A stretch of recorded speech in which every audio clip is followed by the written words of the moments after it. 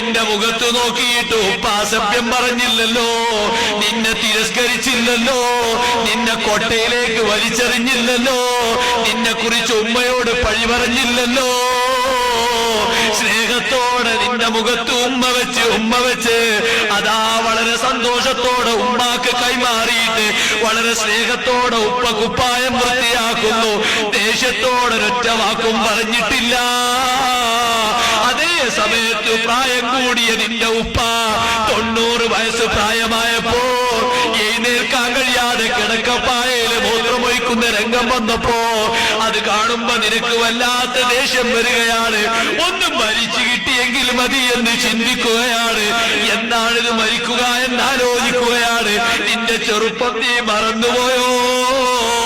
നിന്റെ മാതാവിന്റെ വാത്സല്യം മറന്നുപോയോ? പിതാവിന്റെ സംരക്ഷണം മറന്നുപോയോ? അതുകൊണ്ട് സഹോദരാ, ബാല്യകാലത്ത് എങ്ങനെയാണോ നീ നിനക്കവർ സ്നേഹം തന്നത്, തത്തുല്യമായ സ്നേഹം കൊടുക്കാൻ കഴിയില്ലെങ്കിലും ഒരു പരിധിവരെ നിന്റെ സുന്ദരമായ കൈ കൊണ്ട് നിന്റെ ഉമ്മാന്റെ ദേഹം മുഴുവനും നീ തേച്ച് കഴുകി വൃത്തിയാക്കിക്കോ.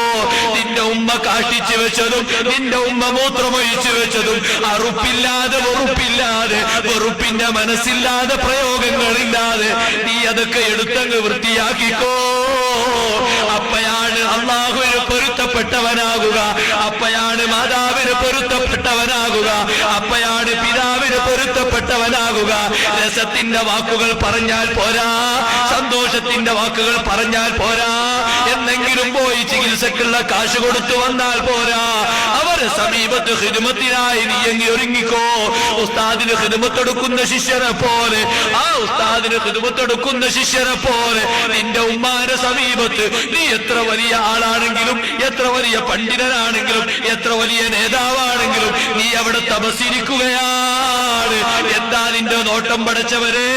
ചെറുപ്പത്തിൽ ഒരു ദിവസം രാത്രി എനിക്ക് വയറുവേദന വന്നിട്ട് ഞാൻ കരഞ്ഞപ്പോ രാത്രി 12 മണിക്ക് എന്റെ ഉമ്മ ഒന്ന് കണ്ണു ചിമ്മിയതേ ഉള്ളൂ.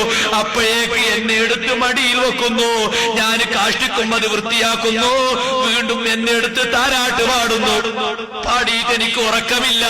പക്ഷേ ഉറങ്ങാത്തതിന്റെ പേരിൽ നീ എന്താ ഉറങ്ങാത്തതെന്ന് എന്നോട് ചോദിച്ചില്ല. ഉറങ്ങാത്തതിന് യാതൊരു പരാതിയും പറഞ്ഞില്ല. ആ പാതിരാ സമയത്തും ക്ഷീണിച്ച കണ്ണുകളെ കൊണ്ട് ഉമ്മ പറയുന്നു, പഠിച്ചവരെ എന്റെ മകന്റെ രോഗം മാറ്റണേ അമ്മോ, വയറുവേദന മാറ്റണേ അമ്മോ. നിനക്ക് വേണ്ടി പ്രാർത്ഥിക്കുമ്പോ ഉമ്മാന്റെ ജീവിതത്തിന്റെ അവസാനത്തിൽ നീ ആഗ്രഹിക്കേണ്ടത് ഇതൊന്ന് പിരിഞ്ഞു പോകണമെന്നല്ല.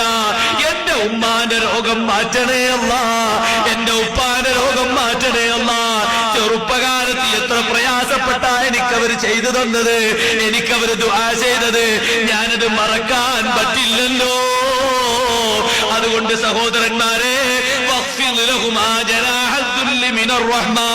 സ്നേഹത്തിന്റെ ചെറുക് താഴ്ത്തി കൊടുത്തോ. ജീവിതത്തിന്റെ ഏതെങ്കിലും ഘട്ടങ്ങളിൽ ഭാര്യമാർക്ക് അടിമപ്പെട്ടുകൊണ്ട്, മക്കൾക്ക് വിധേയരായിക്കൊണ്ട്, മാതാപിതാക്കളോട് വല്ല വാക്കും സംസാരിക്കേണ്ടി വന്നെങ്കിൽ വളരെ ദുഃഖത്തോടെ ഖേദത്തോടെ കൈപിടിച്ചു പൊരുത്തപ്പെടിച്ചിട്ട് നീ പറയണം, ഉമ്മ എന്റെ ആഖിറത്തെ വെളിച്ചത്തിന് വേണ്ടി പൊരുത്തപ്പെട്ട് തരണേ ഉമ്മ. നിങ്ങളത് പൊരുത്തപ്പെടാതെ എന്റെ ജീവിതത്തിന് സന്തോഷമില്ല, എന്റെ ആഖിറത്തിന് വെളിച്ചമില്ല. വളരെ ആത്മാർത്ഥതയോടെ നീ അത് പറയണം, നീ അത് പൊരുത്തപ്പെടിക്കുക തന്നെ വേണം. റബ്ബിന്റെ മാതാവിന്റെ പൊരുത്തം കിട്ടാതെ സ്വർഗപ്രവേശനം ലഭിക്കില്ലല്ലോ. അൽ ജന്നത്തു തഹ്ത അഖ്ദാമിൽ ഉമ്മഹാത്ത്, മാതാപിതാക്കളെ കാലടിക്ക് കീഴിലല്ലേ സ്വർഗമുള്ളത്. പറഞ്ഞതിന്റെ വിവക്ഷ അവരെ പൊരുത്തം കിട്ടിയാലേ സ്വർഗത്തിൽ കടക്കാൻ കഴിയോ, അല്ലാതെ സ്വർഗത്തിലെത്താനും പോംവഴിയില്ലല്ലോ. കലിമ ചൊല്ലാൻ വരെ അവരെ പൊരുത്തം കിട്ടണ്ടേ. അതുകൊണ്ട് സഹോദരാ, ജീവിതത്തിലെ പ്രയോഗങ്ങൾ ശ്രദ്ധിച്ചോ, ജീവിതത്തിലെ പ്രവർത്തനങ്ങൾ ശ്രദ്ധിച്ചോ. മാതാപിതാക്കളെ സുഖ സൗകര്യങ്ങൾ നീ നേടിക്കൊടുത്തോ. നീ ചിന്തിക്കേണ്ടത്, ഞാൻ വലിയ സുഖത്തിൽ ജീവിക്കുന്നവനാണെങ്കിലും എന്റെ മാതാവിന് സുഖം കുറഞ്ഞുകൂടാ, എന്റെ പിതാവിന് സുഖം കുറഞ്ഞുകൂടാ. അവരാണ് എന്റെ സുഖത്തിന് കാരണക്കാര്, അവരാണ് എന്റെ സൗകര്യത്തിന് കാരണക്കാര്. അവർ ഒരു നിലക്കും ബുദ്ധിമുട്ടിക്കൂടാ, അവർക്കൊരു പനി വന്നുകൂടാ, അവർക്കൊരു തലവേദന വന്നുകൂടാ, അവർക്കൊരു ക്ഷീണവും സംഭവിച്ചുകൂടാ. വിളിച്ചാലും ഉറക്കത്തിൽ നിന്ന് നീ എഴുന്നേറ്റ് പോകുന്നത് എന്റെ ഉപ്പാക്ക് എന്താണ് സംഭവിച്ചത്? ഇത്തരത്തിലുള്ളൊരു പാതിരയല്ലേ ചെറുപ്പത്തിൽ എനിക്ക് അവർ ചെലവഴിച്ചത്. ഞാനത് വിസ്മരിക്കാൻ പറ്റില്ലല്ലോ. ആ നിലക്ക് ജീവിച്ച് മാതാപിതാക്കൾക്ക് വഴിപ്പെടണം സഹോദരന്മാരെ. വലിയുപ്പമാരെ പഴിക്കരുത്, അവരെ ചീത്ത പറയരുത്, അവരെ മുഖത്ത് നോക്കിയിട്ട് കൊഞ്ഞനം കാട്ടി ചിരിക്കരുത്. പ്രായം കൂടിയതിന്റെ പേരിൽ പലതും പറയുമ്പോ കളിയാക്കരുത്. വളരെ സ്നേഹത്തോടെ പെരുമാറണം. അവരെ എല്ലാ സേവനങ്ങളും നമ്മൾ ചെയ്തു കൊടുക്കണം. ഞാനൊരു കാര്യം പറയട്ടെ, എന്നിട്ട് അവരെ നല്ല പൊരുത്തമുള്ള ദുആ അത് കിട്ടിയിട്ട് റബ്ബിന്റെ അടുക്കൽ നമുക്ക് വിജയിക്കാൻ കഴിയണം. അപ്പോഴാണ് നമ്മൾ രക്ഷപ്പെടുക. അപ്പോഴാണ് നമ്മൾ ആഖിറത്തിൽ വെളിച്ചമുള്ളവരായി തീരുക. മാതാപിതാക്കളെ ഖിദ്മത്ത് നല്ലവണ്ണം നമ്മൾ ചെയ്തോളണം. അവരെ ഖിദ്മത്ത് നബി സല്ലല്ലാഹു അലൈഹി വസല്ലം തങ്ങൾ നിങ്ങൾ ചിന്തിച്ചു നോക്കൂ.